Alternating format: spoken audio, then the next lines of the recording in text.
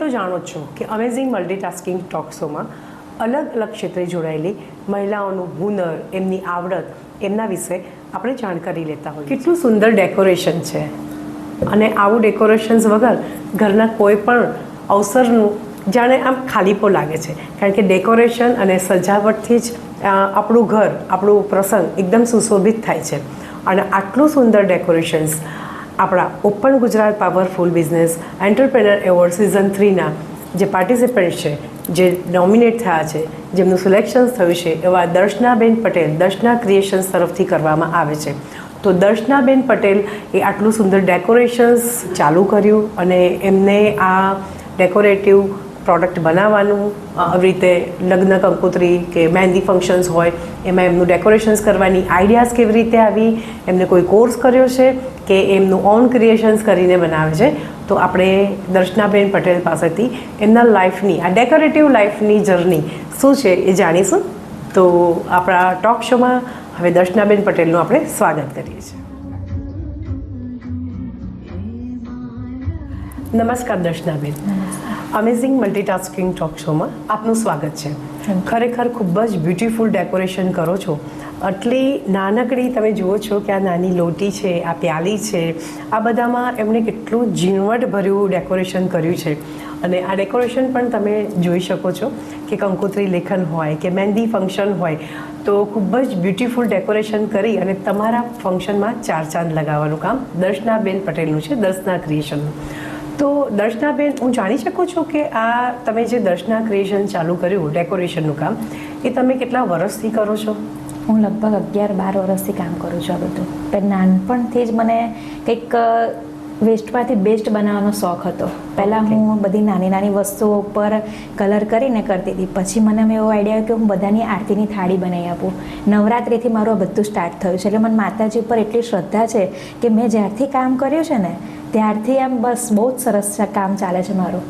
નાની મોટી બધી વસ્તુ હું બનાવું છું. હા, અને તમે ખરેખર ખૂબ જ સરસ આ તમે જોઈ શકો છો કે અગરબત્તીનું સ્ટેન્ડ છે, દીવો છે, એ બધાનું એ એટલું સુંદર ડેકોરેશન કરે છે. અને એની સાથે સાથે તમારા ઘરનું કોઈ ફંક્શન હોય તો એ ફંક્શનમાં તમારે સાડી ડ્રેપિંગ કરાવીને મીન્સ ડેકોરેટ કરવી છે કે છાપ રેડી કરવી છે, મામેરાની તૈયારી કરવી છે, તો એ બધું જ ડેકોરેશન કરે છે. તો આ બધું જે ડેકોરેશન કરો છો, આ જે પ્લેટો હોય છે કે છાપ હોય છે, એ બધું આઈડિયાઝ તમે કેવી રીતે લાવો છો? આ બધું જોઉં ને તો મારી એકદમ એક કહું ને એક ગોડ ગિફ્ટ છે મારા માટે. હું નાનું નાનું કરતી ગઈ, પછી મેં કીધું આમ કરું આમ કરું, બધું આમ એની જાતે ને જાતે બધું મારા માઇન્ડમાં જેમ આવે ને એમ બધી આવતી ગઈ. બાકી મારું કામ તો ખાલી મહેંદી હતી. મહેંદી હું બધાને મૂકી આપતી હતી, નાની નાની છોકરીઓને ગૌરવમાં એમાં. પછી મને એવું થયું કે બધાની જોડે, પછી એક બે બેન જોડે મહેંદી મૂકવા જતી હતી સાઈડમાં.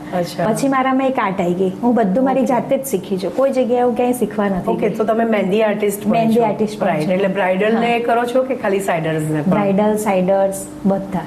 Okay, so you are multitasking decorative lady. Ya, so બહુ જ સારું કહેવાય, કારણ કે ડેકોરેશન વગર ખરેખર કોઈ પણ પ્રસંગ હોય એની સજાવટ આપણને લાગતી જ નથી. આપણને જાણે ખાલી ખાલી લાગે છે કે ભાઈ ઘર બહુ સુંદર સુંદર લાગે છે ને. ખાલી તમે જુઓ કે આજે અહીંયા જ ખાલી ડેકોરેશન મૂક્યું છે, એમણે જે ડેકોરેટિવ વસ્તુ બનાવી છે એનાથી જ આપણું કેટલું સરસ સજી ગયું છે ટેબલ, રાઈટ?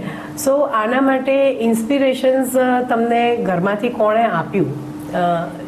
એટલે કોના સપોર્ટથી તમે એટલા આગળ આવ્યા? મારા મેરેજ થયા ને પછી મારા મમ્મી, મારા સાસુમાં જે હતા, એમણે મંદિરમાં આવી રીતે મેં લોટો બનાવીને લઈને આવી હતી. મેરેજમાં આરામ બધી વસ્તુ આપે ને, મેં મારી જાતે બધી વસ્તુઓ બનાવી હતી. આરતીની થાળી, પૂજાની થાળી, લોટો બધું.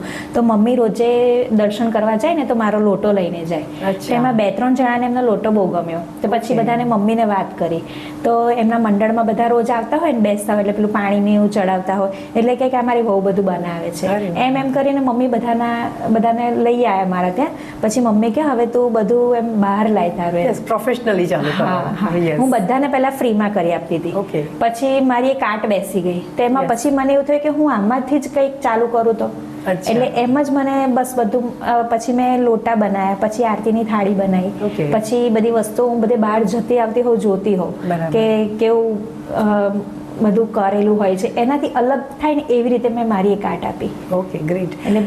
એટલે તમે ખાલી લગ્ન પ્રસંગમાં નહીં પણ ઘરમાં કોઈ સારો પ્રોગ્રામ હોય, ધારો કે ભજન હોય કે કંઈ પણ રાખ્યું હોય ભગવાનની ભક્તિ, તો એમાં પણ કોઈને બલ્કમાં જોઈતું હોય તો તમે બલ્કમાં એવી રીતે ઓર્ડર બનાવી આપો છો? કહું છું ને, મને આ બધું મમ્મીએ એકવાર મંદિરમાં લઈ ગયા ને પછી એમના મંડળ આખું ચાલે છે માતાજીનું કે કાનાના ભજનનું ને એનું. પછી એમાં બધાને 25-30 લેડીઝો પહેલા આવતી હતી, તો એ કે મારા આજે મારે ત્યાં આનંદનો ગરબો છે કે આજે મારે ત્યાં કંઈ બી છે તો મારે નાની વસ્તુ આપી છે.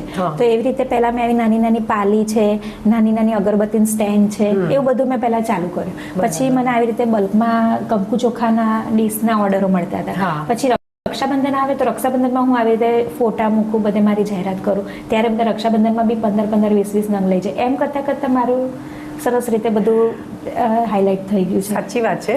આ તમે જુઓ છો એમણે જે પ્લેટ બનાવી છે, તમે તમારા ઘરમાં આવનાર તમારી વહુ હોય કે તમારા વીરાને તમે રક્ષાબંધનનું સેલિબ્રેશન્સ કરો, ખાલી આ સજાવટવાળી પ્લેટ જ લઈ જાઓ ને તો તમારા તરફ તો નજર પછી જશે. પહેલાં તમારા હાથમાં જે સજાવટ છે એના ઉપર નજર જશે.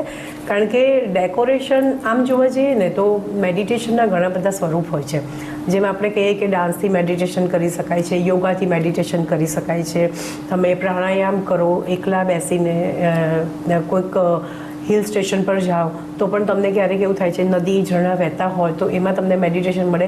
એવી રીતે જ્યારે ઘરની સજાવટ જોઈએ ને તો એ પણ એક કહેવાય ને કે મેડિટેશન જેવું જ કામ છે. કારણ કે એને જોઈને આમ મનમાં માણસ બલકાય છે કે વાવ શું સરસ કર્યું છે. સો સજાવટની સાથે સાથે દર્શનાબેન એક ખૂબ જ સારી મેડિટેટ એટમોસ્ફિયર ક્રિએટ કરે છે અને લોકોના આનંદનો એ ભાગ બી બને છે કે વાવ અમારા ઘરનું ડેકોરેશન ખૂબ જ સરસ થયું છે. અત્યારે નવા ટ્રેન્ડ ચાલે છે, રાઈટ, કે લોકોને નવી ડિમાન્ડ હોય છે કે કંઈક નવું લાવો, કંઈક યુનિક લાવો. તો એ બધું તમે ક્રિએટિવ કરીને કરી શકો છો? ખરા, બધું જ કરી શકું. મારી પાસે એકવાર ક્લાયન્ટ આવે ને એટલે એમને ત્યારે જ્યારે છોકરાની સગાઈ થાય ત્યારથી મારી જોડે ક્લાયન્ટ બંધાઈ જાય છે. પહેલા હું ગોળધાણા કરું છું, પછી એમ કે વહુને જ્યારે લાવવાની હોય છે એમના ઘરે ત્યારે કંકુ પગલાનું ડેકોરેશન, રિયલ ફ્લાવરથી હું આખું ડેકોરેશન કરું છું ઘર. પછી એમના એન્ગેજમેન્ટ આવે તો એન્ગેજમેન્ટની રિંગ ની આખી પ્લેટ બનાવી આપું એમની કસ્ટમાઇઝ પ્રમાણે બધું. એ પછી આવે કંકોત્રી લેખન, લગ્ન લઈને જવાના હોય ત્યારે આવી રીતે આખી પ્લેટ તૈયાર કંકોત્રી મૂકી અને આખી ડ્રાયફ્રૂટ ને બધું મૂકીને એવી રીતે કંકોત્રીની છાપ રેડી કરી આપું એમને. પછી આવે એમના મેરેજ, એટલે મેરેજમાં આખું મામેરથી માંડી અને ઘર ડેકોરેશન, કંકોત્રી ડેકોરેશન બધું જ મારા હાથમાં આવે અને એટલા મારા ક્લાયન્ટ બધા ખુશ થઈ જાય કે દર્શનબેન તમે મારા ચાંદ લગાવી દીધા એમ. ના, ખરેખર. અને આવું ડેકોરેટિવ વસ્તુ લઈને જ્યારે આપણે વહુને ત્યાં જતા હોઈએ કે કોઈ પણ પ્રસંગોમાં સામે લઈને જઈએ તો એ જોઈને જ આનંદ આવી જાય છે. એ વાત સાચી છે.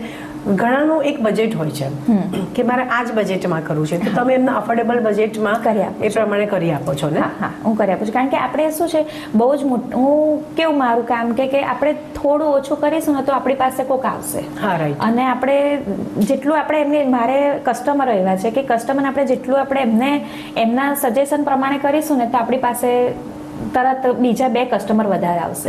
એટલે મારું કામ કેવું છે એકદમ લો બજેટને કોઈ બીને આપણે ના કોઈને કરાવવું હોય તો એ રીતે હું હેવી બી કરી આપું છું. ઇવેન્ટનું બી આખું ઓર્ગેનાઇઝ કરી દઉં છું. ડિપેન્ડન્સ અધર પર્સન બજેટ, એનું સામે વાળાનું કેવું બજેટ છે એ પ્રમાણે, રાઈટ. ના, સાચી વાત છે. તો દર્શનાબેનમાં તમે જુઓ છો સી ઇઝ મલ્ટીટાસ્કિંગ લેડી.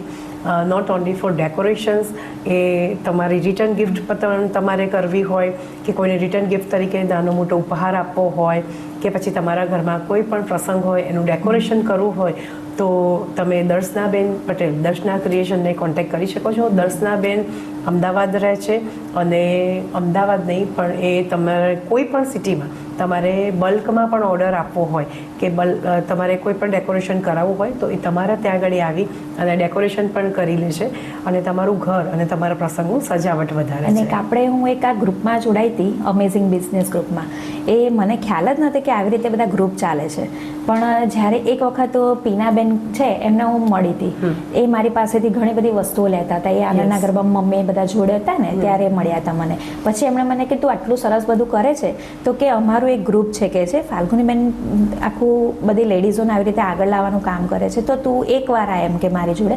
તો હું એમની જોડે આવી હતી. ત્યારે મને ખરેખર આટલું બધું ટેલેન્ટ નહોતું કે જેટલું કરતી હતી, નો ડાઉટ. પણ જ્યારે હું આ બિઝનેસ ગ્રુપમાં જોડાઈ છું ને ત્યારથી મને આમ એટલું બધું શીખવા મળ્યું છે, એટલું બધું જાણવા મળ્યું છે ફાલ્ગુનીબેન, કે બહુ જ સરસ એમ. બધી લેડીઝોને આગળ લાવવી જોઈએ. બધાને આવી નાની નાની મોટી બધાને આર્ટ હોય એક, તો એક આર્ટ આપણે બહાર લાવવી જરૂરી છે. એટલે મને બી અત્યારે એવું થાય છે હું કેટલી લેડીઝોને હું આગળ લાવું છું કે ના તમે આવો. સાચી જ વાત છે. એટલે આવડતને આવકારો. કોઈ પણ લેડીઝની અંદર આવડત છુપાયેલી હોય એને તમે આવકારો તો દરેક લેડીઝ આગળ વધી જ શકે છે. એ તમારી એકદમ સાચી વાત છે. અને આવી રીતે જ અમેઝિંગ બિઝનેસ વુમન્સ ક્લબમાં કે આખા ઓલ ઓવર ઇન્ડિયામાં કે ગમે ત્યાં તમે જશો તો દરેક લેડીઝની અંદર કોઈક ને કોઈક આવડત તો હોય જ છે. તો તમારી અંદરની આવડતને તમે આવકારો અને જીવનમાં આગળ વધો. અને જેમ દર્શનાબેન એટલું સુંદર ડેકોરેશન કરે છે એ રીતે તમારું જીવન પણ ડેકોરેટિવ બનાવો. Am I right? Thank you Darshanaben. Thank you.